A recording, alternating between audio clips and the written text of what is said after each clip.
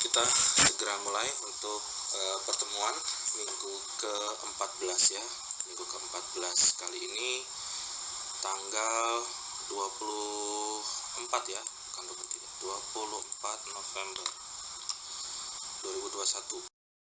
Nah, tipe-tipe filter yang dihasilkan kurang lebih akan seperti ini. Nah, kalau kita bicara tentang bentuk ini ada Butterworth, ada Chebyshev tipe 1, Chebyshev tipe 2, dan elliptic. Nah, ini punya kelemahan dan kelebihan masing-masing. Sebagai contoh dari bentuk kurva, Butterworth itu di sini cenderung stabil di angka 1 atau di bagian passbandnya dia cenderung stabil. Tapi pada saat transition ini relatif lebar dari rentang frekuensi tertentu menuju frekuensi stop bandnya, dan bagian stop bandnya ini relatif tidak terlalu menuju nol. Nah, sedangkan yang Chebyshev tipe 1 ini berkemungkinan kebalikan dari Butterworth, di mana stop bandnya relatif stabil di sekitaran nol. Kemudian transisinya cukup tajam, tetapi akan menghasilkan ripple atau bentuk passband yang tidak pas satu begitu ya, atau berfluktuasi begitu. Sedangkan Chebyshev tipe 2 ini berusaha memberikan nilai passband yang relatif dekat ke 1, sedangkan transition yang cukup tajam ini hanya akan memberikan efek stop bandnya yang bervariasi. Sedangkan untuk elliptic ini mungkin bagian stop band dan passband dan stop bandnya relatif berfluktuasi, ada efek Gibbs di situ, dan tetapi bagian transitionnya dia yang sangat tajam atau paling tajam. Nah, setelah kita bicara berkait dengan tipe-tipe dari filter, kita mungkin perlu membahas juga berkaitan dengan fase linear phase. Jadi kalau sebelumnya tadi kita plotnya itu pada domain frekuensi itu adalah magnitudo, di sini yang diplot adalah pada sumbu Y adalah fase. Jadi filter itu selain merubah spektrum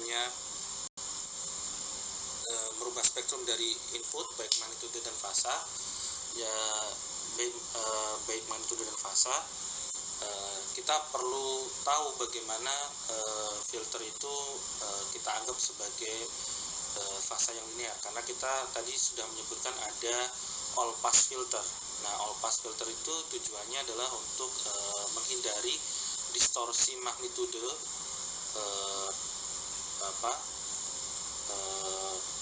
dengan cara memberikan magnitudo untuk semua frekuensi itu unit magnitude atau 1 begitu ya. Jadi ibaratnya semua frekuensinya akan lolos begitu. Nah, tetapi untuk untuk mendapatkan ini kita perlu mengetahui bahwa filter kita itu linear. Di sini ada dua bentuk untuk contoh yang linear dan non linear. Ukuran dari linear dan non linear itu biasanya disebut ada group delay. Nah, ini kurang lebih seperti ini, disimbolkan tau fungsi omega. Di sini adalah ukuran kemiringan. Jadi contohnya kalau misalkan gambar yang atas ini yang ditunjukkan di slide sebelumnya, ini adalah nilai T omeganya kalau diturunkan dari bentuk D theta per D omega ini akan menghasilkan N0 karena di sini cukup konsisten. Sedangkan pada bentuk yang gambar di bawah ini ada dua harga. Pada saat rentang tertentu dia harganya N0, sedangkan pada rentang yang lain harganya misalkan konstan atau turunannya atau gradiennya ini 0 gitu ya. Nah, artinya di sini tidak konsisten.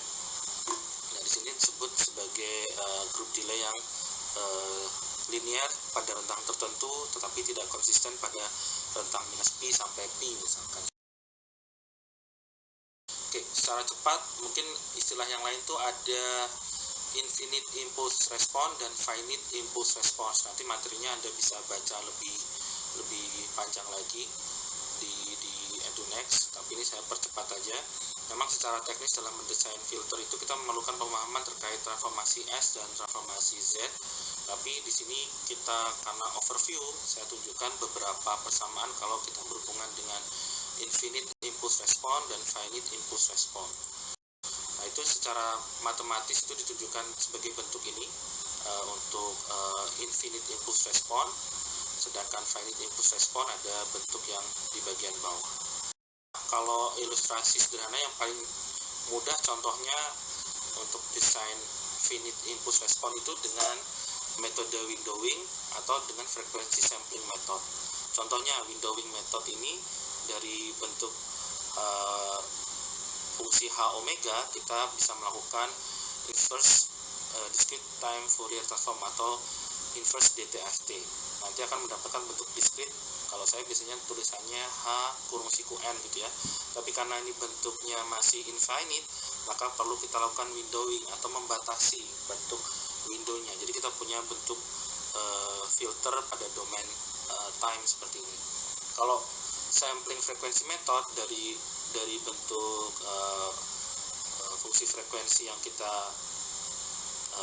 punya, kita lakukan sampling sehingga kita dapatkan yang sifatnya discrete. Nah, kemudian langsung kita lakukan inverse DFT, inverse discrete Fourier transform.